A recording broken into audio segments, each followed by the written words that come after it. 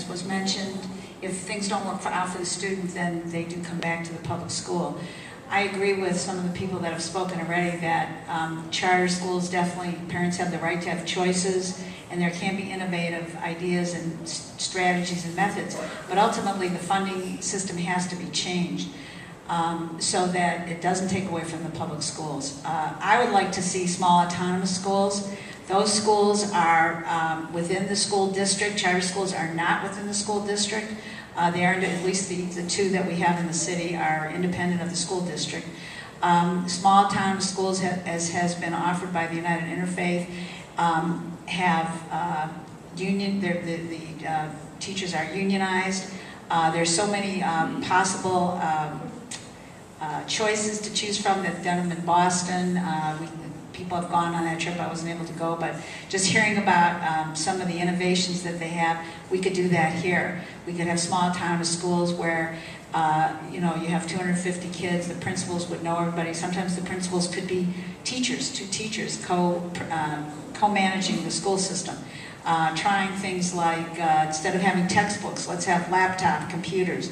Let's decide which services we want to get from the school system and accept some and reject others, and do a lot of innovation. So I think the small autonomous schools is the way to go. I think it would give parents those choices that they're looking for in charter, at the same time keep that money in the district and be a great incubator of great new ideas.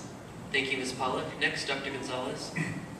I'm biased in favor of charter schools because I'm the founder of the second charter school in the Bedford, Alabama.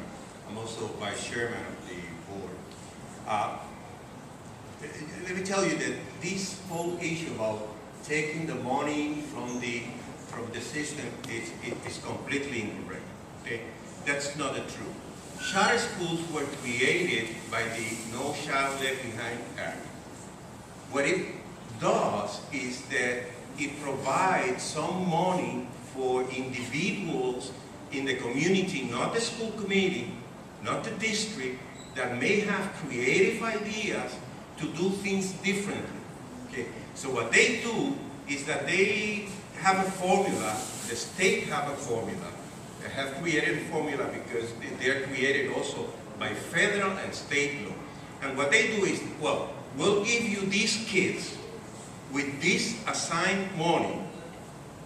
So we take the money, but we take the kids. Okay? So with that money, which is only part of what we do in order to finance the education, we do a lot of community involvement because that's not enough. So we are not taking just the kid in the money, we are creating a new system with higher expectations, with not with the obligation to have the teachers from the union, but we have recruited people from New York, New Jersey, and different individuals. The numbers came recently published by the Department of Education. We have 17% more higher performance in literacy and math, and we have decreased the education gap between minorities higher than the public educational system, and we are public schools, let me make it clear. Thank you, Dr. Gonzalez. For our third question, we'll begin with Ms. Pollack, and Jack will ask the question. How can the Bedford school system increase the diversity of teachers and administrators? Again, the question was, how can the New Bedford Public Schools increase the diversity of teachers and administrators? That's a great question, and I was approached by some folks from the minority community concerned that in the layoffs, because teachers of color often are, or counselors and other staff members have been the last hired, they're for the first to be laid off, so I think we're actually getting less diverse. I mean, we're looking at a budget, a school budget that is shrinking, and it's very difficult to say, well, let's hire more people. I do think that as a school committee and as a district and as a city, we have to go up to Boston and join with other cities and say, look, we really need to have diversity in our teaching staff. I mean, kids have to see people in front of them that look like them. And, you know, one of the things that's great about New Bedford High School and the whole New Bedford system is that it's like the United Nations. It's so diverse. So kids from all backgrounds, all ethnicities have to see teachers up there that look like them. So, I mean, I'm frustrated. I know this was said the other night, you know, our country's not prioritizing education. We're prioritizing war, we're prioritizing putting a lot of people in jail. We're not prioritizing what we should be prioritizing. So I think going up and trying to get more money, I mean, we need small classes. We have a lot of classes. We got the figures at the last school committee meeting. It was alarming, you know, how big the classes are becoming. But we're in a situation where we had to lay people off. So I think that the only thing that I can come up with is that we need to go to the state and demand more money, and then we need to get involved in the national dialogue about the deficit and what they want to cut, because we could close subsidies, stop giving subsidies to big oil companies. We could reinstate the taxes on the super rich, and we could stop the wars, and maybe that'll give us more money to diversify our staff, because it's absolutely necessary that we do that. Thank you, Ms. Pollack. Next, Dr. Gonzalez.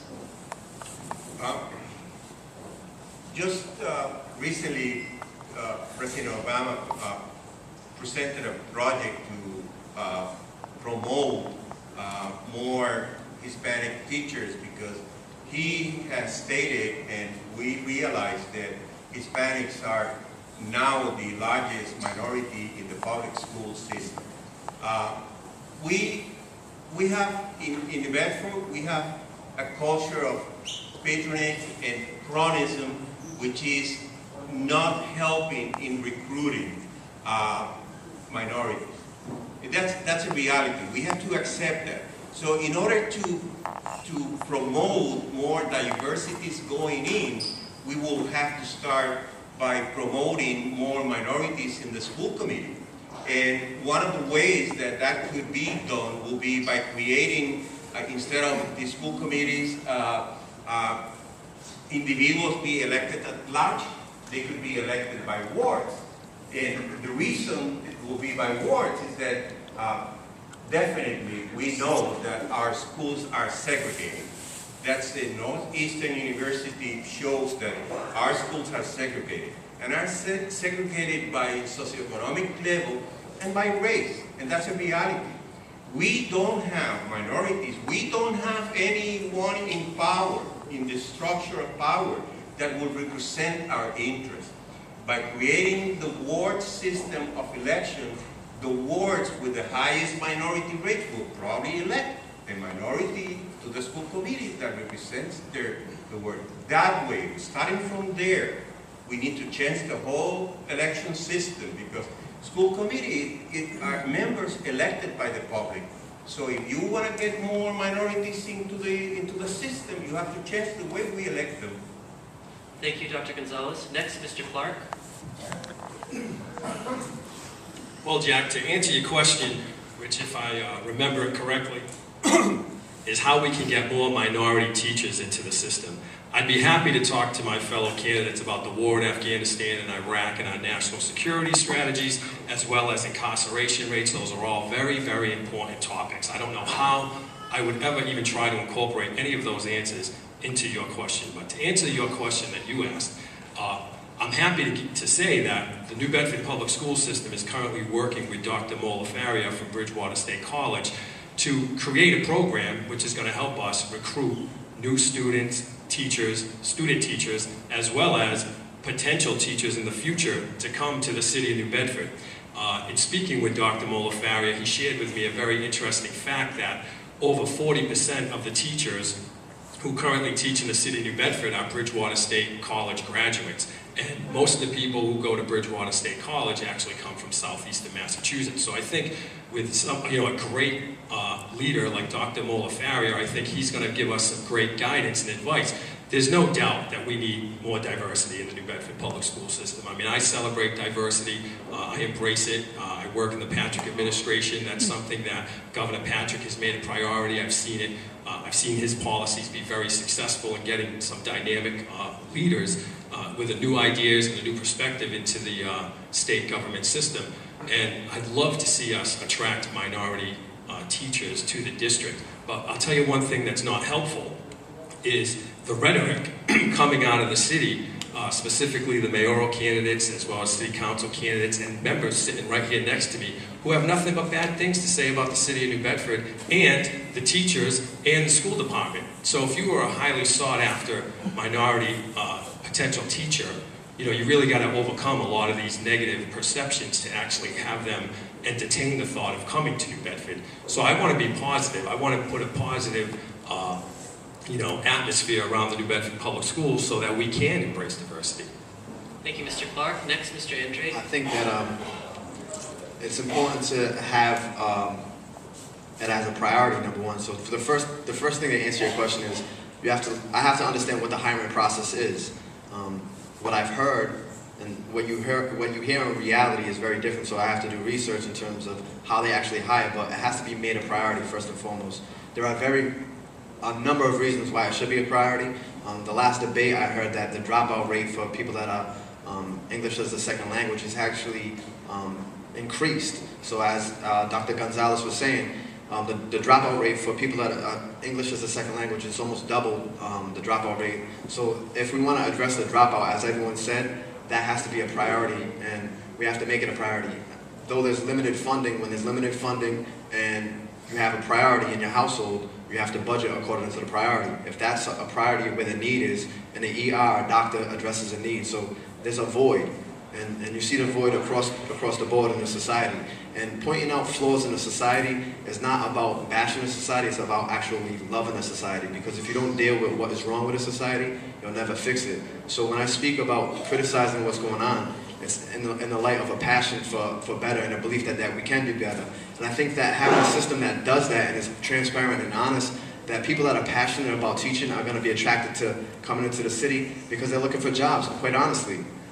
People want to teach and they have a passion for teaching, they're going to come into the city, but there has to be a priority made to address it, and then you have to outreach and make it happen. And it's that simple. But for me, how that hiring process goes down, I do not know right now, so it would be something that has to be looked at. But ultimately, it's long overdue in the city because these problems, you watch a documentary called Say Brother about New Bedford in the 60s, and you see the students and the communities talking about the same issues you hear now, that racism within the school system, lack of representation of people of color. So. Thank you, Mr. Andrade. Next, Ms. Usach. Thank you. I do agree with you, Jack, that we do need more diversification on the school committees. That's why I personally, for myself included, would like to do another term, but I also believe in term limits. I think one of the biggest drawbacks, at least I find it, because I'm a grassroots person, and it took me 6 years to get elected, because I had to walk the whole city of New Bedford and ring bells, and I'm no spring chicken. But the difficult thing about getting it is you have to raise funds.